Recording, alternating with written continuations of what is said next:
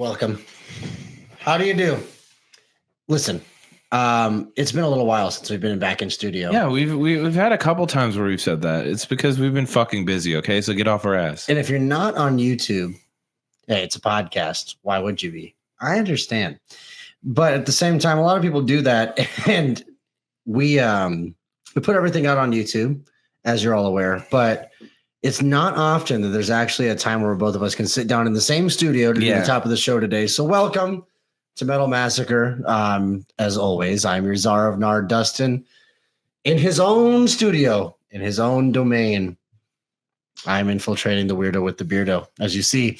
It's Lucian. But hey, man, we've had a good day. We've had some fun. Yeah. We thought we should just pop in studio because we're already hanging out today and do the top of the show for Novelists today, which I'm honestly, again, I've been a fan of Novelists. I just want to say from the top, it was one of like the gym playlist bands that I had on for a long time. Really hypey, really, I don't want to say broad because they do have a very defined style, but it was something that like I was a fan of for a while. And when it came through our PR hot list, because their album did just drop not long ago, as if you were hearing it now.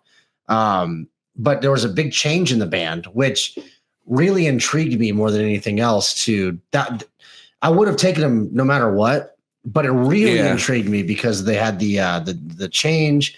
There's a new singer, and she was awesome to have on the show. And it was just me and her this time. So it was one of those ones where, unfortunately, you're just stuck with me for the whole interview after this. But yeah, she was great, and they're based out of France. She herself was from Spain, so it's a very broad take as well, to use that word again, on how they write their music. And I think she did a fantastic job of being able to take what their style had in essence, and then be able to, I think it evolved it in a way that like shouldn't take anything away from what the original band already had done, because the rest of the music, the electronics, the drumming, it's all in the same vein. And like a good band should, it just grows. But adding her in was a way that I felt like it intrigued me. And then when I listened to it, was something that I was pleasantly impressed. Like something that I think was, it hits the same vibe. It's something you can throw on in the gym. It's also something you can throw on just to drive a car, hit a road, hit a playlist. But also, if you're a fan of the band, you're not going to miss out on fucking anything. So shout out to them for being Novelists PR, but also for having their new album come out. And honestly, I'm stoked for them. Like, it's something that, as we've experienced with our bands, that when you add a new front person to it, you might have to have a whole new style of music. Oh, yeah. It could change everything. Yeah, where it takes you is always going to be, you know, the guitar and the instruments are always going to write themselves in a way. But when you have a person who's going to be the face of it, be able to be so marketable, their music videos and how they're branding everything, it's the logical next step. I guess I'll put it that way. So shout out to them. And I'm happy to have you guys here with us to be able to check out the rest of that interview that we did here a little bit later on in the show. But fuck, man. It's been a good day. We've had some fun. We had some beers, had a cigar. Beers, hung out with the neighbor. Yeah. Shout out to Vern. Thank you for the cigars. He's a good man. Best neighbor in the world, honestly. Really cool guy. You know, it's one of those things where he he's the, well, I don't want to overdo it. He's the perfect neighbor. Yeah. It kind of is. It doesn't bother you. No. Offers you cigars. Yeah, he's bought me like 2 boxes of cigars so far. Good neighbors are it's like the work blood of everything that you have. When you're buying a home, when you care about your house, if you're a shit neighbor, dude, that could ruin, well, people that sell houses, you all know that. It can ruin a sale, but also you're stuck with that person. You got a 15-year mortgage. Yeah. And you have to deal with an asshole. This is your neighbor for life, not just renting. Especially if it's Vern. He's an old man. He's a great guy. Going nowhere. Yeah. You could have a shit neighbor, but shout out to good neighbors. Yeah. Cheers to good neighbors. Hell my friends. Cheers. But you know, on side of that, dude, we've been fucking busy. Thank you all for checking out GamePod and doing that stuff on our off weeks. As usual, we just wanted to pop in, do the due diligence, hang out with you guys for a little bit of top of the show and just introduce it the way it should be. But man, I'm fucking tired. Like I got 3 cracked ribs right now. Yeah, Dustin hurt himself at the Spirit World show. It was a good time. I bought the shirt. He bought the hat. It's over there. I know you're wearing it. There it is. Spirit World. We do want to get Stu on the podcast. If you guys haven't heard of Spirit World, check them out. Fuck, dude. It's Hell Dorado. It's one of their newer albums. Death Western is the way it's built. Death Western is my favorite album that they came out with. Mm-hmm. It's like if you wanted some Red Dead Redemption 2 music, if you were ever playing that heavy as fuck, crazy wailing guitar solos.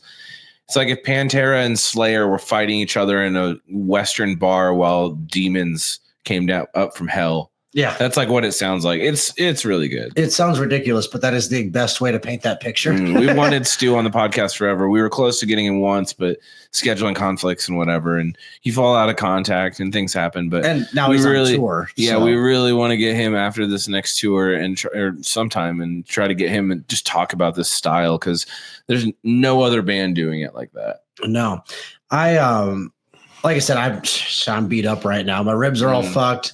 Back problems, but hey, Terror headlined that show. Yeah. And dude, Terror's been one of my favorite bands for so long. When they came through, we're in Omaha. So when they came through, I was like, well, it's time to bust out the old retirement shoes and get out there in the pit again. And I paid dearly for it. Mm-hmm. I did. But you did. Like I said, man, I'm hurting, but I had zero regrets. No regrets. I do think though that we're gonna have an episode pretty soon as well as we've mentioned with you guys with some more local guys. We want to bring Devin in on the show, which we're gonna do this season. But something else we've been trying to bring up is like, what's our next just you and me podcast where it's like an hour and a half of us just bullshitting? Yeah, because we haven't done one of those in a while. No, it's been a minute. We really want to try and break down, and I'm gonna lay this out now because we normally don't tell you guys what's coming up next until it's there. But I do want to lay this out now. Yeah. We're going to try and do like a mosh episode, meaning just like, you know, the origins of it and maybe like, you know, some of the biggest and craziest ones that have been around, especially in Europe. Because get ahead, like Europe has some of the biggest festivals and the Wall of Death kind of shit. Crazy shit. Yeah. I think it'd be fun to ask all of you guys like, hey, before we even get into that episode, before we even do that next show, drop us some of your favorite mosh pit stories. Like this would be something that like, this is the perfect, everybody from a local show up into, like Slayer, like you were saying, like if you're listening to the show, you've been to a metal concert. Yeah. You've at least seen a pit or you've been involved in one. Yeah, that'd be cool. Tell us now. So maybe we'll bring up some of you and read some of your guys' comments on the show about like your favorite pit experiences or like the biggest, craziest one you've seen. Yeah. All that stuff. I know we're begging for comments now at this point, but like it's really not it. It's just like we want to build engagement with you guys, and moshing is synonymous with metal. Like a big mosh pit, especially when you find mosh pits that like aren't at heavy metal shit. Yeah. Like my dad was telling us with Molten, like the last time we had practice, he was like, dude, one of the craziest pits I've ever seen was at Nirvana of all things, which is like, isn't that kind of thing. And for sure said that Kurt Cobain hated it, was not a big fan of it going on, but like that still doesn't take away from the fact that he was like, that was one of the biggest pits he's ever seen because Nirvana was so big. Yeah, for sure. And they were playing pretty good rock and roll music. So like, I would love to hear some stories from you guys about like your favorite ones or just even other stories or things you'd like us to bring up. Cause and also you'll hear why I don't mosh. We'll get into I'll tell the story of why I don't mosh. And there's a specific story and has to do with the very first death metal show I ever went to. So I'll tell that story and y'all will get why I don't do it. Yeah. Every once in a while I'll push mosh, but that's only when I feel like I'm the biggest guy in the room. There's no fucking way I fucking mosh. What's that meme with like there's like a meme that's always like the Joji guy with like who wears like his stupid like pink jumpsuit and then like Bane. Oh yeah. He's like really big in the pit. But then there's like the one meme that I'm thinking of. They use it for a lot of formats. It's like the biggest guy in the pit ask people to challenge him. And that's Bane. And then the tiny little pink Joji guy being like, my dumbass in the pit being like, fine, sounds good. Like, that's usually me because I'm like not the biggest guy in the world, but I was throwing down like I was having a good time doing some stage dives. Man, I'm definitely, and like his wife, Anna, is also someone that's like, she's a huge mosher. You got to that's half the experience. That's half the fun to me. But I learned my lesson. And when I say that, I mean, I learned absolutely nothing. Yeah. And I will be back. He will do it again. I will do it again. The ribs on the other side will be cracked. Yeah, we got plenty of good ones still. That's But awesome. Yeah, that's the next episode we're planning for you guys. As far as like the one-off, we have more interviews coming this season. But as always, like I said, just want to pop in and say hey to you guys. Yeah. After the off week and reel ourselves back in. We had to take a week, okay? Daddy had to go do some shit. Yeah, all right, dude. just chill out. But if you haven't yet, check out the Discord, discord.gg/weekly. Wow. Ooh, Metal Massacre. Discord.gg/Metal Massacre is how you get a part of our community. It's free. It's the best way to get a hold of us, meet our fans, meet our friends, meet all the people we collaborate with on Deathcast and a lot of other cool things too. It's kind of our little community. So if you want to be a part of this show and give your 2 cents, that's the best place to do it. If you want to support the show and you want some little VIP extras, patreon.com/Metal Massacre is the best place to do it for as low as $3 a month. That's about the price of a sub or a boost on Discord. You can get into our Patreon, see all the behind the scenes content, all the Deathcast documents, everything we have available, even Dr. Ravenwood's Slasher Files, which is my horror host show. That's on there as well. And we have now uploaded all of Deathcast onto Patreon as well. Hell yeah. So yeah, we've been doing some work, my friend. A lot of cool shit in the background, doing all the uploading. That's obviously a little. We talk about peeling back the curtain. Yeah. He does a lot of our uploading and actual like editing of all these shows. So again, thank you for doing all of that. I like to show run. I like to direct. But he runs a lot of the stuff that actually puts the things up. So he's been working really hard behind the scenes to put everything we can out. And for now we're only just under halfway through the season because we do every 3 weeks. So besides the local stuff that we've always promised and we've still been able to do, I have like 3 or 4 interviews still planned for the rest of this season, which, we're really at this point, I feel like we've hit almost every genre. We've gotten most of the niches. Most of them, yeah. I feel like there's maybe a couple we've missed, but we have time. We're still doing it. And again, the asteroid doesn't get here for another 2 years. We have plenty of time. We have time.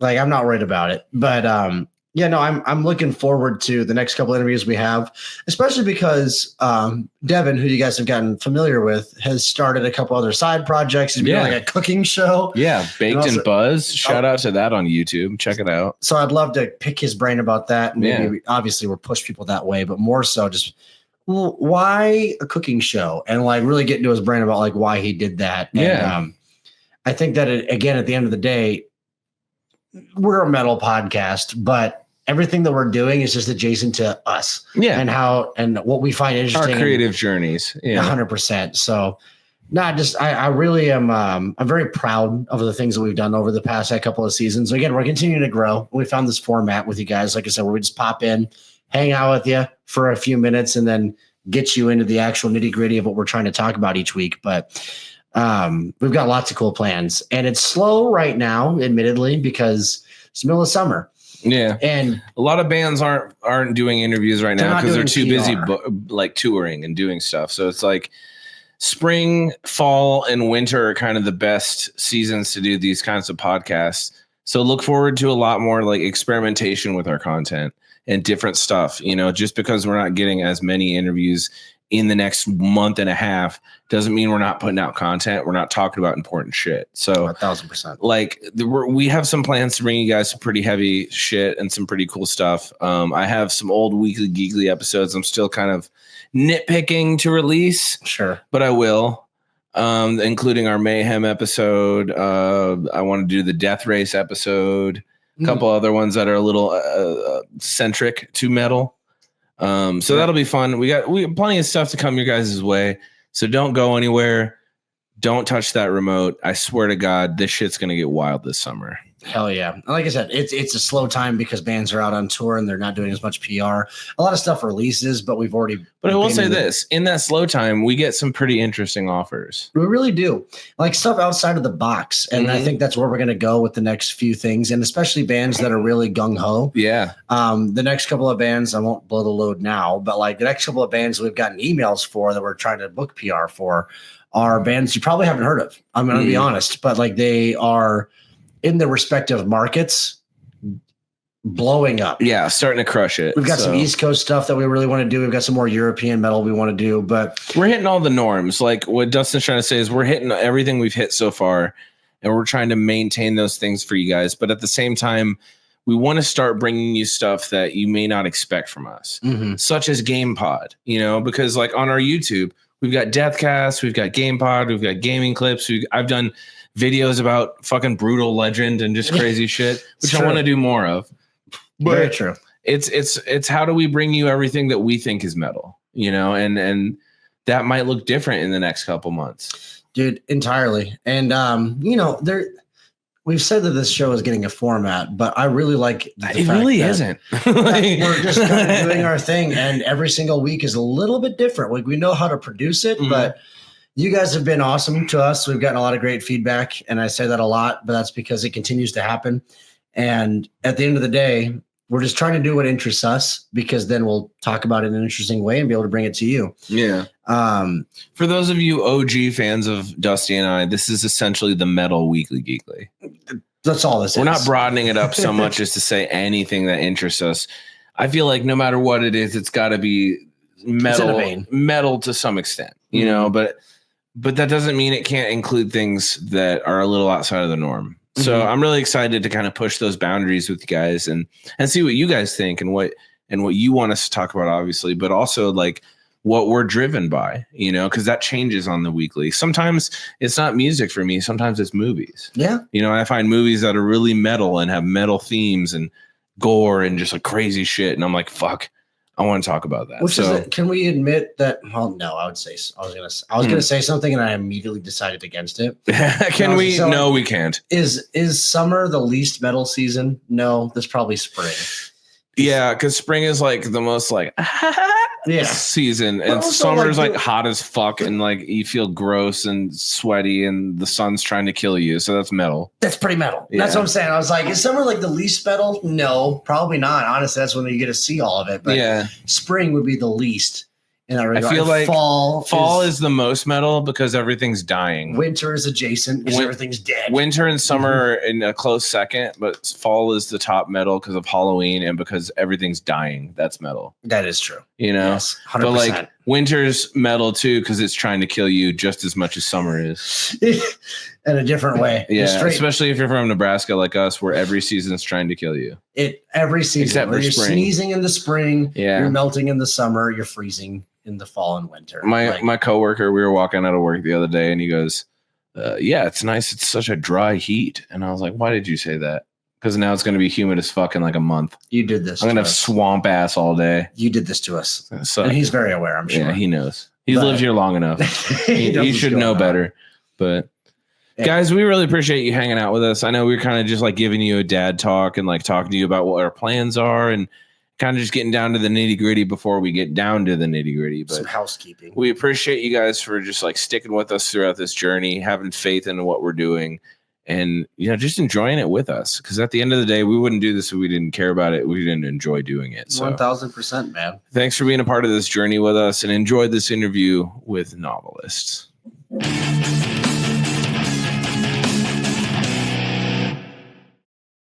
All right, metalheads, welcome to the most important part of the show where we get to the interview. I am your czar of Nar, Dustin, and if you're just hopping in, this is Metal Massacre, the only podcast that's actually ran by a small hive of bees right here inside of my desktop computer. I'm sorry about that. We always have to say something. I have, most importantly, though, Camille Contreras from Novelists out of Paris, France. And it's honestly, thank you again for being here. It's an honor to have you. How are you doing today? Thank you for having me. I'm feeling great today. We are rehearsing now in the basement of the house, so if you hear some noises, don't be afraid. It's the drum. Yeah, exactly.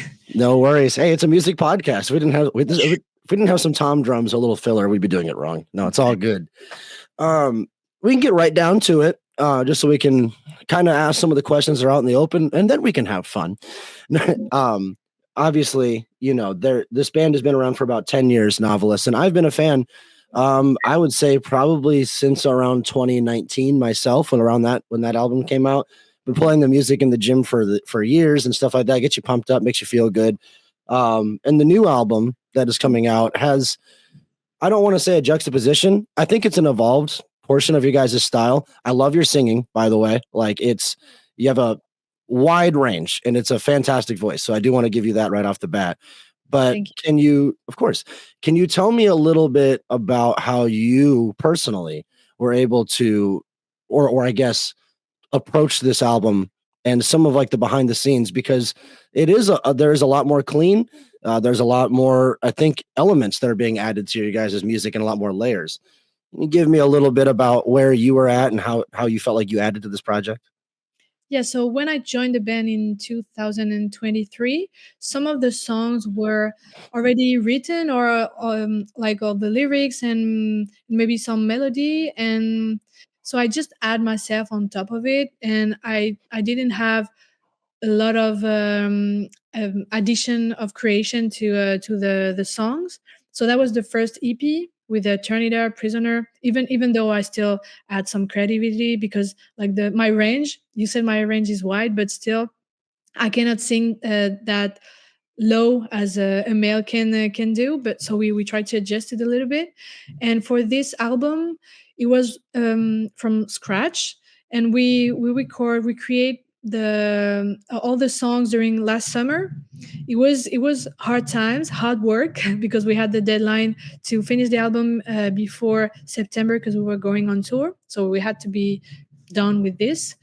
And we tried to start with the instrumental part, and then I went to the studio and they just put the instrumental part, and I tried to improvise some melody, and then we add some lyrics, and we tried to pick the best parts. And we also try to make something different. You said it's like an evolution. It's a new album. It's a new era, and we try to surprise people too with different things that you cannot hear in every metal album. So yeah, we try to be different for this one. There is a lot more clean vocal, of course, and also some different kind of singing. So yeah, I'm really proud of this album. We put our whole heart inside, so I can't wait you guys to discover it. Yeah, no, it's I'm a fan of even just like where you have the single that's coming out now. It's all like it's labeled under All for Nothing. There's a few songs in there before we get the whole album coda in May. But yeah, no, besides the cleans, what I really noticed is that there still has a lot of the grit. It still has a lot of that sound that makes Novelists uniquely you guys. And I think that what you said there kind of nails it. And it's something that I hope to see more of, where it's not cookie cutter. It's not the same thing that you get out of a lot of this modern metalcore stuff, where you're not afraid to do the singing. You're not afraid to add the electronic breaks, but not in a way that's just trying to be, let's put a sick intro in this thing and then move it forward. They become a big part of the songwriting themselves. And do you feel that really helps with the way that you sing, that you scream, that you growl, the way that you've been able to write these songs with this kind of new fresh breath of air? Does it work really well for you? Yeah, actually, also like touring a lot, doing a lot of shows, I thought that my singing and screaming level has really went up and gone up. And also like writing these songs, I try to explore new ways of singing and new ways of screaming. And yeah, I think we always want to shock people. Like if you're not shocking with your music, it means that you did something that you already did before, and there is no point of doing the same as before. You can just listen to the old musics. So yeah, we try to be really different on this one. And yeah, definitely it helped me improve my singing and screaming level for sure. Yeah, I think that again, it's and we're talking like there's an elephant in the room. There's really not. I mean, things ebb and flow and come and go, and I think that you're a perfect addition and fit to this band as someone who's been a fan for a while. So again, hats off to you. But going forward, like I said, it's because you're right. I think that that's something that people should really grain in their head, is that if you really like the stuff, did you take all of it down? No, go listen to it. It's there. But something I really like as well, just to kind of put it around you, since I only have you today though, is the guitar playing is something that really grabbed me. I play bass and keys a little bit and stuff like that. guitar is too small for me. Too many frets, too small. But so whenever I can hear really, the guitar playing is almost kind of old school in a way. It mixes the modern tapping and flowing and like things like that I think is important for you guys' style. But I've always really dug the guitar playing and how it works together to really push the melody in all of your guys' songs, because it's not I can't remember. I think it's Terrorists or one of those songs, one of the older ones that's like, it just hits this guitar solo. It's almost like a thrash metal solo from like the late 90s. And I was like, oh, this shit just rules, man. Like it just gets you pumped up no matter what. So I do want to say regardless that, because I've noticed in a couple of pictures, do you play the instruments on stage as well? As like, I've seen a guitar in your hands a couple of times. Yeah, so I started playing guitar during Northland tour. So it was in September in Europe. And now we try to add more guitar parts for me during live shows. But sometimes it's difficult to be a front woman and also be playing guitar. Yeah. But yeah, we are touring now. We go on tour tomorrow. So we were rehearsing because I have a new song with a guitar now. So we tried to add some guitar, and I also played violoncello. In a song called Morning the Dawn that we released last year. It's only on the MP3 because unfortunately we cannot bring the cello on tour. It's too for the tour. But yeah, I hope to play more instruments during shows. That's pretty cool. Like I said, it's definitely a talent, something that feels like you're about to trip over your own feet when you first start. But you can play guitar for years, you can sing for years, but then you put them together, and that took me longer than I'd like to admit.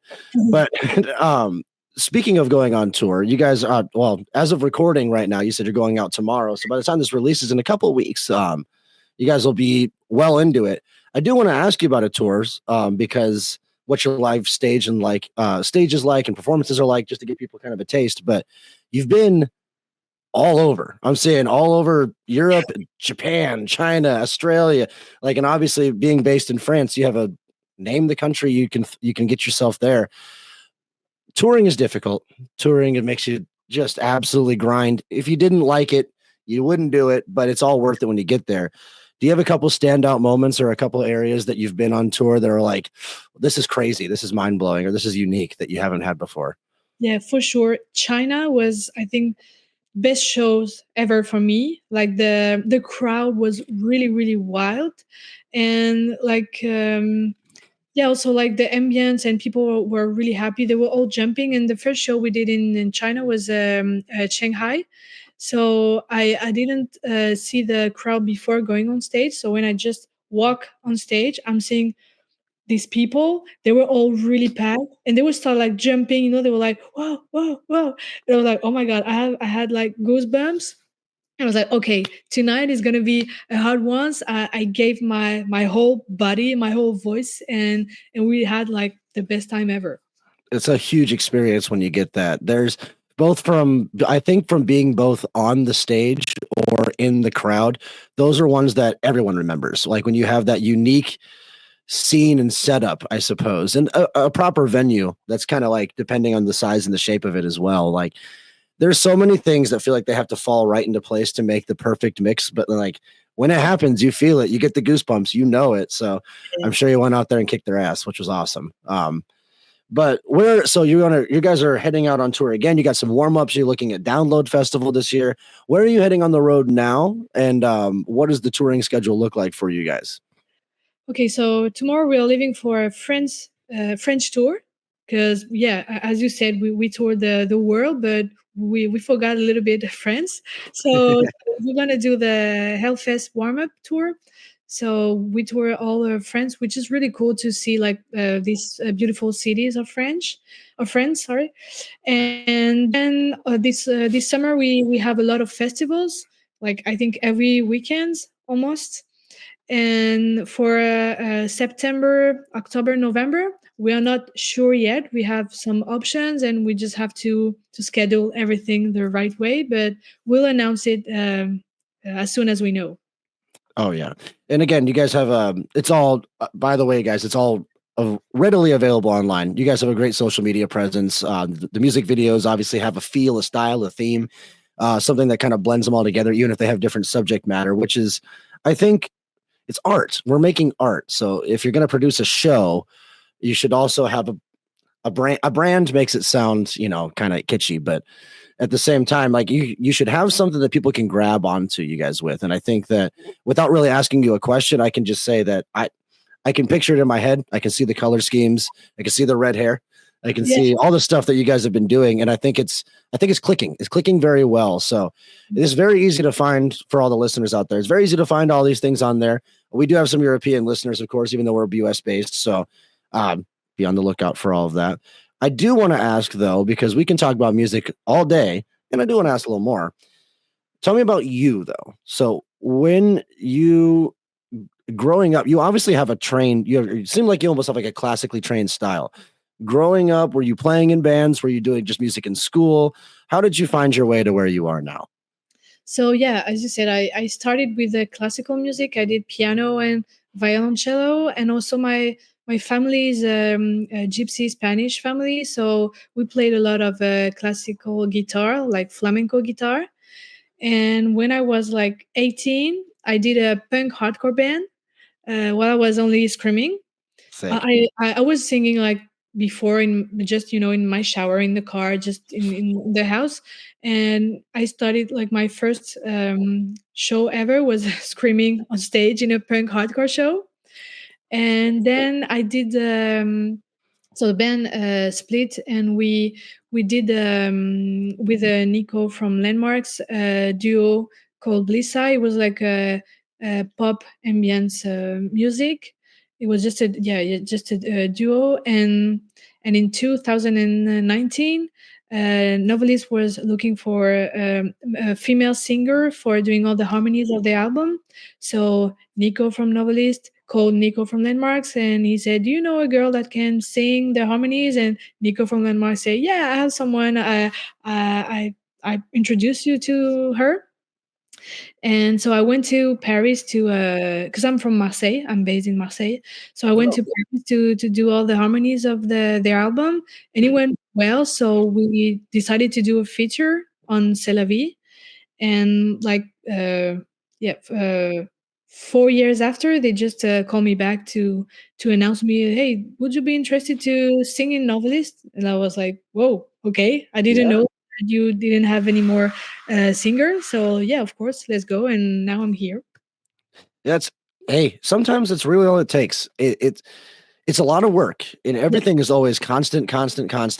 But one experience, basically having that duet singing, like you said, put them in their ear, and then now you found yourself traveling the world and being able to play music. That's pretty freaking crazy when you think about it. Yeah. But I think that's inspiring. I think that's really the truth of the matter. If you like what you do and you do it well, someone will see you, but it'll never just happen right in your lap. You have to do get out there, do the duets, do all sorts of things together with other. Have you, so again, you said you had a punk hardcore band growing up, which is awesome. That was like my first band as well. Like I was just like a angry 17-year-old kid and needed to talk about it. So let's go yell into a microphone about it. And it was just like with like 3 or 4 of my friends. But like I said, that's something that I think when you look at your past and pulling it to like where you are now, it's always fun to look back like that. Something else I always ask everybody that comes on the show, just because it's fun. When you're not focused on music, and maybe that's all you do, what do you do when you actually have free time? Is it always music? Are you an artist? Do you like drawing? Do you like writing, running, exercise? What do you like doing when you don't have to do your job? So when I don't have to do singing, I like to play tennis, and I like to dance also because I'm a dancer too.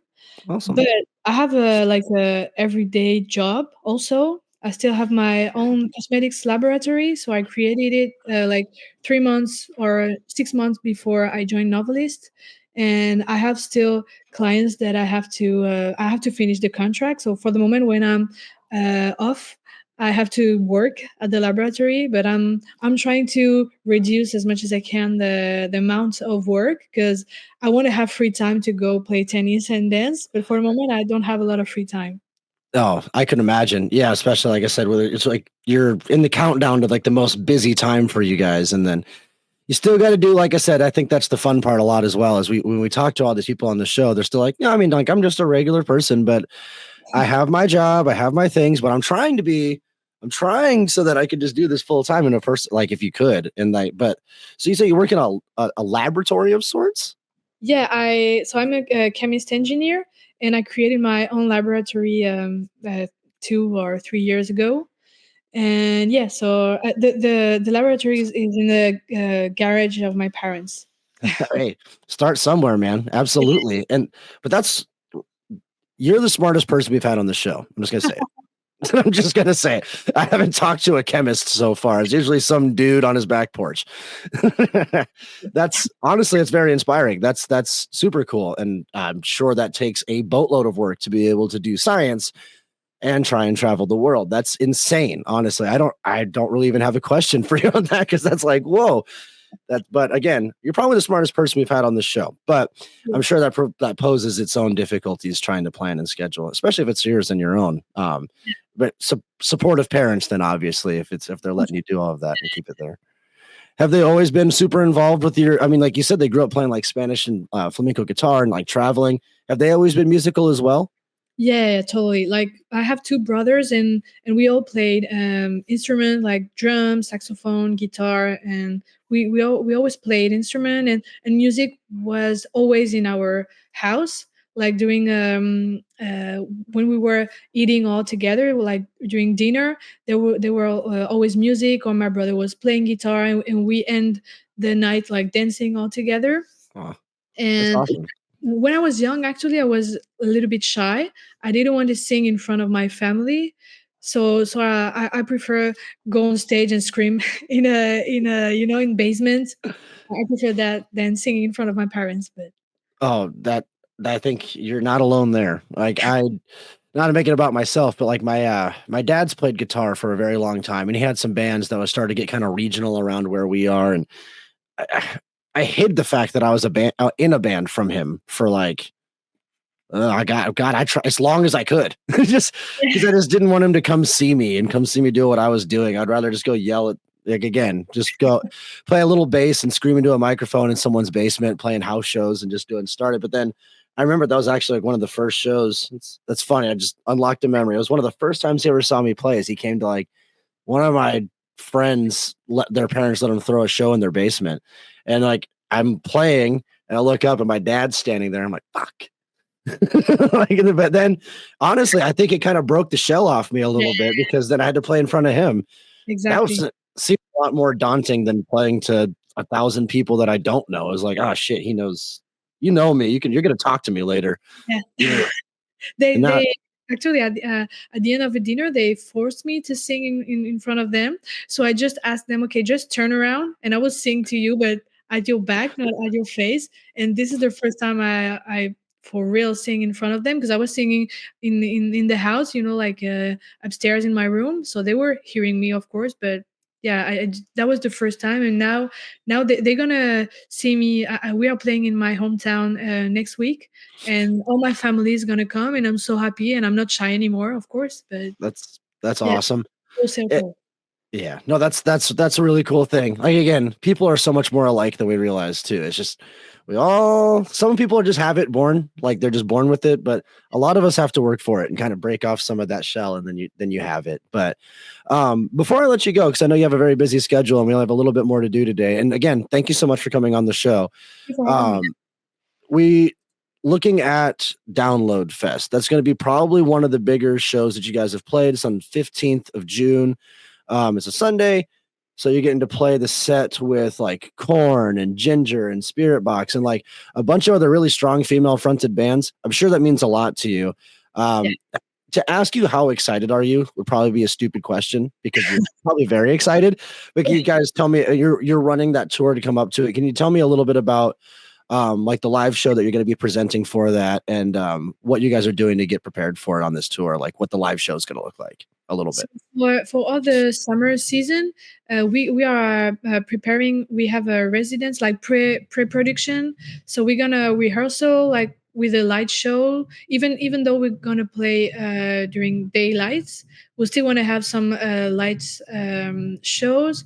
We're gonna play new songs from the new album that is gonna be out in May. So of course, during summer we're gonna play these songs, and yeah, we hope people will like it. We try to add some surprises during the show, so I cannot tell you because it's surprises, but Sure. we try to add some more instruments and maybe more like dancers or stuff like that. No, don't spill the secrets. Don't get yourself in trouble. We're not asking that now. But what I've been able to glean, because I've actually never had the chance to see you guys live, even though I've been a fan for years. What I've been able to glean is it's a very unique live show, even just from videos and clips. It's which I think is something that's really important to hang your hat on and be able to do, because I can't tell you how many times you've heard a band that you're excited about, and then you go see them, and they're just kind of standing in place and doing their thing. It's like, are you bored? Because I'm bored. But I'm paying you to put on a spectacle. Otherwise, I'd just be listening to it in the car headbanging like I already do. But I think that you guys, it seems like you put on a very interesting and unique live show. And so hats off to you for that. Thank you. I think it'll probably provide you the success that you're looking for, just based on an outsider's perspective, of course. Thank you. Yeah, of course. So again, we'll let you get to the next one, because it looks like you about like 10, 15 minutes before you have to go to the next one. So we'll let you go, Camille. But first of all, again, yes, thank you for coming out here. Best of luck in all of your endeavors. And just to do the due diligence for all the listeners out here, the album comes out in May. There are already a few songs off of Coda that you can find. That's called All for Nothing. It's a single. There's a few tastes there. Coda itself is in mid-May. They're all over. It's even just looking at this tour package and schedule. If you've missed them already, they're everywhere, all over Europe, all over France. So you can't miss them. And other than that, is there anything that you'd like our listeners to know before you go? Any final words?